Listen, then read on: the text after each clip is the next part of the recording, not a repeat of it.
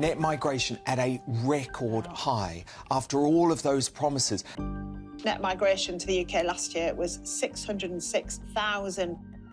We cannot sustain a population rising as rapidly as this. It simply doesn't work. I think what we're seeing, frankly, from the Tories and from Labour, is a great immigration lie.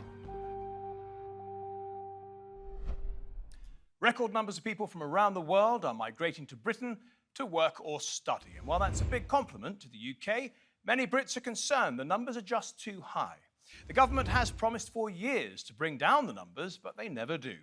And that's why Mr. Brexit here and others accuse them of perpetrating the great immigration lie. And Conservatives must always be honest with the public, honest about our principles and honest about our priorities. Britain's Home Secretary talks about honesty, but has the Conservative government, of which she is a part, been lying about immigration? Year after year, Conservative Prime Ministers have told the British public they would bring the numbers down. Net migration needs to come down radically. We're going to bring an end to free movement. We will do that in a way that enables us to reduce net migration. What is happening at the moment is being done completely without the consent of the British people.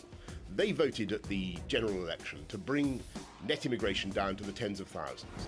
Prime Minister after Prime Minister have failed to keep their promise, though. Now we're looking at record numbers. 1.2 million migrants moved to Britain last year. 557,000 people emigrated.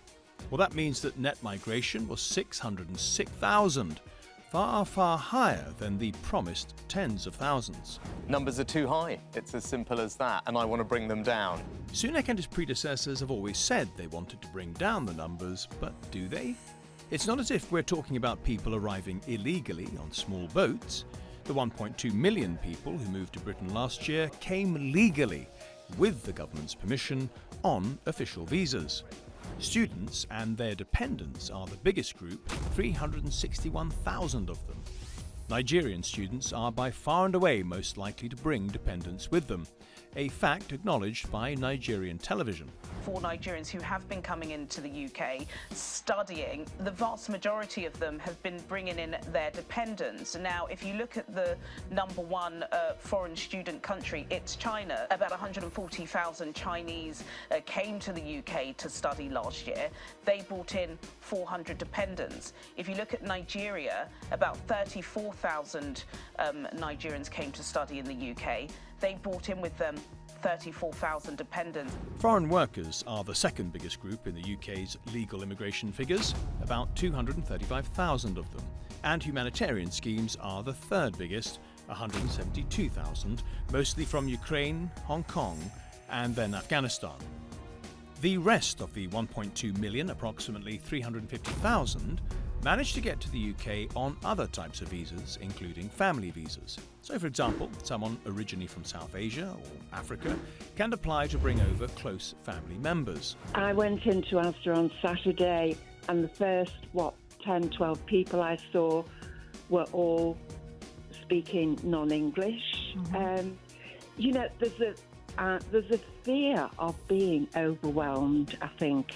Now, the woman caller on the radio is not alone in feeling overwhelmed. A constantly updated YouGov poll shows that around 2/3 of Brits feel that immigration has been too high over the past 10 years, and that's a pretty consistent number. If you look back over the decades, Britain's net migration was usually in the tens of thousands. But all that changed under a Labour Prime Minister in 1997. We are a great country. The British people are a great people. There is no greater honour than to serve them. Now, Tony Blair came to power in 1997 when net migration was just 48,000. The next year, under his government, it was 140,000 and has only been going up ever since, except in 2020, during the worst part of the pandemic. Strangely, Boris Johnson, who was often accused of being a racist, actually encouraged a great deal more foreigners to come to Britain with his so-called points-based immigration system. Most people assumed it would bring down immigration, but Johnson scrapped the limit on work visas. He also ended the law that required employers to advertise jobs in Britain first, and he lowered the minimum salary that foreign skilled workers would have to earn in the UK to below the national average. All these things had the effect of increasing the net migration of the United Kingdom. Of course, Boris Johnson also started a new visa scheme to allow as many as 3 million people from Hong Kong to come and live in the UK. So far, 144,000 have come. Hasta la vista, baby. Thank you. So what do British voters make of all this? Well, we sent our team down to Orpington in Kent, where they have a Conservative MP, to find out. Record migration numbers, are they good or are they bad? I'm undecided. I'm still undecided. Why are you undecided? Well, there's a gap to fill here, isn't there, with employment, etc., etc. So where do we get the staff from? Where do we get these people from? Right, okay. But I think unchecked migration, unchecked immigration is a dangerous thing. We don't know who's walking amongst us. I think we need to be mindful of that. It's more diverse, the different cultures here. There's lots of, different kind of cultures here. I've lived here 30 years. It was very different then to what it's like now. But, that's the way of the world. You just got to live with it, haven't you, I think? We all have opinions, which I'm not going to say on here. Well, it'd be more like Australian immigration, where they're tough on immigration. They only allow in people who will contribute to Australia. Won't be a drain on the resources. But it's not going to happen. It doesn't matter what the government is here. Obviously, with Brexit, we've limited immigration from the EU, but not from outside the EU. So, I'm massively pro-immigration, so I think it does a lot of good, but it needs to be done in a sustainable way. You know that analogy where you have to put a mask on yourself in an aircraft before you help everyone else? I think we need to get our country back on its feet because we can't possibly be helping everyone else while we're going under. Our NHS is on its knees. I know that the police force is on its knees, that there's a massive housing crisis, and the country is going under. OK, let's bring in our guest now. I'm joined by Alex Crowley, who was the political director to the former UK Prime Minister Boris Johnson, Mike Hookham, who was a former member of the European Parliament, Jonathan Portes is a professor of economics at King's College, and Peter Walsh, a researcher at the Migration Observatory at the University of Oxford. Alex, you were an advisor to Boris Johnson leading up to the 2019 election. Let me ask you something that the British people, or some of them at least, want to know, which is the Conservative government lying to them when they say they want to bring migration numbers down? The perception of a lot of voters is that they voted for Brexit originally and they voted for the Conservatives in 2019 on a fairly explicit promise that there would at least be some control over immigration. Now, control, of course, is in the eye of the beholder. The issue of immigration has been bubbling away in British politics for many, many years now. Arguably, it led to the vote, to the referendum vote to leave the European Union in the first place. And successive Conservative prime ministers have struggled to deal with this issue. On the one hand, they've always wanted to be able to say that they are bringing down numbers, but the economic reality has meant that obviously that hasn't always been the case. If the Conservative government's priority was to keep that election pledge to bring down the numbers, they could do, couldn't they, as they are in charge of issuing the visas? Indeed, and the uncomfortable reality for a lot of Conservative voters and supporters, and indeed backbench members of Parliament, is that when you look at it, this is a policy choice by the government. As you say, the government could decide not to issue as many visas for all the different categories that we know about. They have decided to allow more people in, ostensibly to help with worker shortages and things like that. But you're right, it is an economic choice that has been made here. So why doesn't the government just campaign on that basis then? Why don't they just say the country needs more migrant workers, more migrants in general to grow the economy, to meet the needs of the economy, and that is what we're going to do, instead of lying about it and then doing it anyway? Well, I wouldn't go so far as to say lying, but I think it's certainly true to say that the Prime Minister, Rishi Sunak, has a delicate balancing act. On the one hand, he's got his Treasury saying to him, we need more seasonal workers, for example. And on the other, he's got to try and keep his Conservative coalition because all parties ultimately are coalitions, whether formal or not. He's got to try and keep them together. So far, he's been very good at keeping some level of discipline within the party, and that's why we've seen generally a calmer style of government. However, this is one of those issues that threatens to unpick that. And so he's got to try and find a way through the short-term needs of the economy and the long-term ambition to bring the numbers down, to have greater control, and also, of course, to stop the boats, which are one of his 5 priorities. Mike, Alex says that the government hasn't lied. Well, after 13 years of a Tory government, we see the numbers of the migrants coming in increasing, and that's just going to carry on. This is a deliberate policy we've just heard by the Tories to bring more migrants in to the country. They have failed abysmally on this issue. And as somebody that campaigned for over 20 years to get Brexit, one of the big issues was controls of our borders. And our borders are open, they're wide open. People are just coming in on rubber boats. It's unbelievable. And the Tory government will be judged at the next general election on this failure. And it has been, as I've said, an abysmal failure by the Tory government. But to be fair, the rubber boats are a sort of tiny percentage, tens of thousands of people a year. This is 1.2 million people coming in, net migration of 606,000. The government, through Alex here at least, they're arguing that the economy needs it. Do you believe that the economy is paramount in their minds when they let so many people in? But the rubber boats are the issue that the people in the street and the voters see the most. That's at the foremost of their minds. We live in a country, a wonderful country, that's always welcomed immigration into this country and welcomed people coming into this country with different skills. Now, long may that continue, but the numbers are just beyond belief now that are coming in, and we have to get a grip of this. And I'm sorry, but the Tory government have failed, and the way they're carrying on, I can just see these numbers rising. Jonathan Porter's Rishi Sunak has said, as soon as those record numbers came out, that net migration numbers are too high, and nobody really asked him what they're too high for. Do you know what he means by that? No, not really. It's not clear what too high means in this context.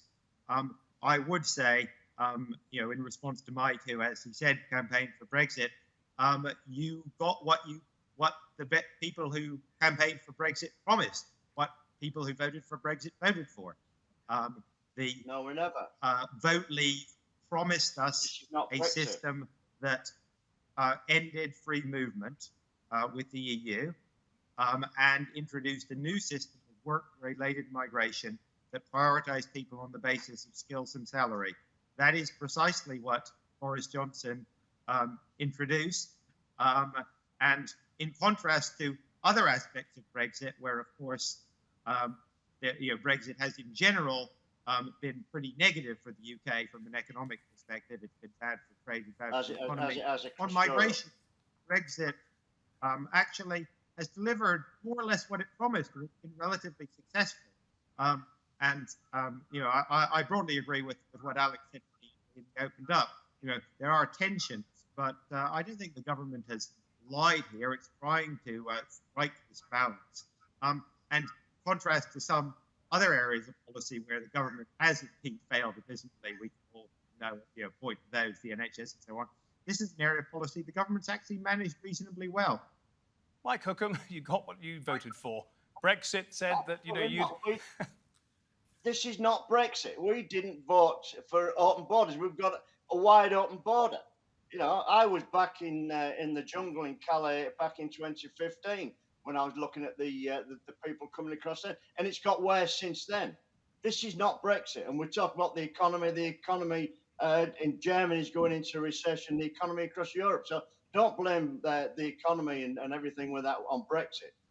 This is not Brexit. This is not what we campaigned for. Jonathan, but I think you're going back to the rise in immigration in this country. How can a government plan on housing, on roads, on schools, on the NHS, on everything else if it doesn't know what its numbers are going to be in 5 years' time? This is ridiculous. The numbers that are coming into this country now are ridiculous, and it has to be controlled. And the Tories have totally failed on this. Peter, perhaps the panel can agree on this point at least, which is that you do have to prepare for the numbers of people coming into the country. I mean, would you say that's at least a fair point? Yes, absolutely. All good policy has to be based on some estimation of what immigration will be. In that sense, the government doesn't have complete control. It has created the routes. It's delivering, in some sense, what it promised, a more diversified international student body with robust numbers, people going into higher skilled jobs in finance, in technology, in communications, doctors and nurses. But it's created the conditions. It doesn't exactly control the interest in these routes, and there has been very strong demand. And when you couple that, of course, with the bespoke humanitarian routes, they're also a big driver of this unusually high net migration figure. Yeah, let's just expand that point. So people say that this year is a bit of an anomaly because of the flow of people from Ukraine and also from Hong Kong. I don't see Hong Kong slowing down anytime soon, though. I mean, well, what are your projections for the next couple of years? Well, I don't have any specific forecasts to make, lest I hold myself a hostage to fortune, but there's been fairly consistent take-up of that route, anywhere between 50,000 and 75,000 a year. We haven't seen substantial drop-off in the use of that. By contrast, the Ukrainian figures, they are down and they're beginning to level out. We saw some weeks last May an average of about 10,000 a week. Now that's down to an average of about 1,000. And also, of course, if the government just waits, these numbers will come down, not only because of declining use of the Ukrainian route, but also because many of the people who have come in, over 300,000 students and their dependents, well, they'll be graduating, and after 1 or up to 3 years, they'll also be leaving. So these numbers are unusually high as a result of this unusual set of circumstances, but given time and all other things being equal, they will return to more normal levels. Jonathan, you're an academic at King's College. Can we pick up on that point about universities? So Rishi Sunak's government says it wants to stop the dependents, the family members of the students from coming as of January 2024. What do you make of that as a measure to tackle net migration? It will do some economic damage. It will do, because as everyone who looks at this issue agrees, students and their dependents are a significant economic benefit to the UK. So this will cost universities money, it will cost the national economy money, it will do some damage, and it won't reduce migration very much because, as Peter has just pointed out, the people we're talking about also leave. Students and their dependents almost all leave the country when their studies are completed. So it will reduce net migration in the short term, but it won't change net migration in the long term that much. That said, I don't think we should exaggerate the significance of this. It's not the end of the world. The UK remains a pretty attractive destination for international students. So some of what the university sector said about this is probably a little bit exaggerated. I don't think that it's not necessarily a great idea, but it's not the end of the world either. There was a report on Nigerian television where the reporter said that the Chinese student body is by far the greatest, and they bring very few dependents with them, absolutely tiny number, whereas Nigerians, something like 35,000, and there are 35,000 dependents. Is there a difference between the Chinese, say, and the Nigerian student body in terms of how long they plan to stay? Nigerian students, for example, are they planning to stay with their dependents long after they finish studying? Well, in order to do that, they would have to get a graduate visa. They might do that and stay on, in which case they would work and be contributing to the economy in the vast majority of cases. It's certainly true that Nigerians are more likely to stay on than more likely to bring dependents than Chinese students, and more likely to stay on. But remember, dependents are also an economic benefit to the UK economy, right? Because in order to bring your dependent, you have to show that you can support them financially. So either a dependent is not working, in which case they're spending money, they're not consuming very much in public services, because typically they're of working age. They're not much of a burden on the health service. They can't claim benefits. They can't claim pensions. So if they're not working, they're just spending money and contributing to the economy. Or alternatively, in some cases, dependents work, in which case they are contributing to the economy via producing output and paying tax revenue. So overall, not having students and their dependents, this move will, as I said, be a net economic negative.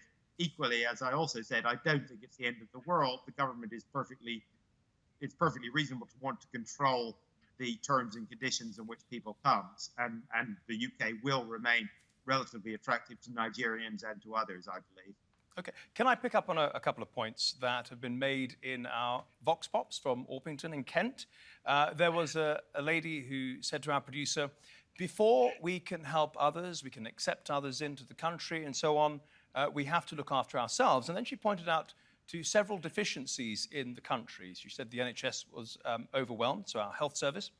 There were housing shortages, the government debt is 3 trillion, and that grammar school places and other places at schools were rather scarce and local people were missing out. I'd like to start with Alex Crowley on that point. Do you think those points are valid and therefore an argument against high migration numbers? Yes, they are legitimate concerns, and they are the sort of concerns that had or have been ignored by the governing elites over the last 10 to 15 years, which gave rise to the sort of populism that we saw in 2014 to 2016. That, of course, led to the referendum vote. It was an attempt to shut down legitimate debate about what is the appropriate level of immigration for this country, what sort of infrastructure do we need? Because the thing that perhaps sometimes gets missed is that, generally speaking, the British people are very open-hearted and generous. We've seen this with accepting in Ukrainian refugees, Hong Kongers, etc. But there's also a great desire for fairness as well. Most people think it's a wonderful thing that people from outside the UK look to this country as somewhere that they desire to live and work. That says something great about our country. But we're also very practical. We need to build enough housing. We need to have enough capacity in the NHS, enough schools, and so on and so forth. And there has to be that sort of balanced debate, and it can't simply be shut down by accusing people who have concerns about immigration as being mean-spirited or unfair in any way. You might be right there, Alex. There was a survey done by King's College London, the Policy Institute. It says, out of the 17 countries they surveyed, British population was the most positive towards allowing in foreign workers, whereas you can see in the table here towards the bottom is Indonesia, Philippines, Russia, Greece, and so on. On the other hand, you look at the YouGov poll, which is constantly updated, around 60% of the British public think immigration has been too high over the past 10 years. Those things aren't mutually exclusive, of course. Mike Hookham, up in Hull, are those feelings in Orpington, are they echoed up there? Yes, they are. I mean, where I'm sat now, this is all a terraced area, and people are very fearful of the numbers of migrants coming in. And this area is a predominantly rented area, so that those rents are going up because the housing's becoming, in short supply, because there's more people wanting it, the rents go up. And across the water from where I am, we've got RAF Scampton, that's a historic site that's about to take in 1,000, 2,000 migrants. People see this. This is what they see. What your academics are talking about today, it's not what the people on the streets see. The people on the streets see mass migration coming in. They see school places in short supply, housing in short supply, the NHS struggling. And that is what they're worried about. And the Tories will pay the price for this at the next general election. Peter, let's just address Mike's concerns there. Mike and others are concerned about the NHS and so on. And I think you're going to say, potentially, that migration is part of the solution and not the problem. Oh, I wouldn't necessarily say that. These are legitimate concerns. But what's clear is that these also touch upon policies in other key areas. So It's not just a migration issue, it intersects with policy in other areas. An example of this, I mean, housing, the research shows that in places that do experience an increase in population, that does increase pressure on housing. It can increase prices and rents. But that effect is most pronounced in areas that also have restrictive construction policy and that don't allow places to build new housing. So it just shows how immigration is only a part of this issue. It's not the whole story. Peter Walsh, Mike Hookham, Alex Crowley and Jonathan Porters, thank you all so much for your contributions today. Much appreciated. And thank you at home and on your phones for watching. If you want to see this episode or any of our previous episodes, do go to our channel on YouTube. Just type in Nexus TRT World. Till next week then, goodbye.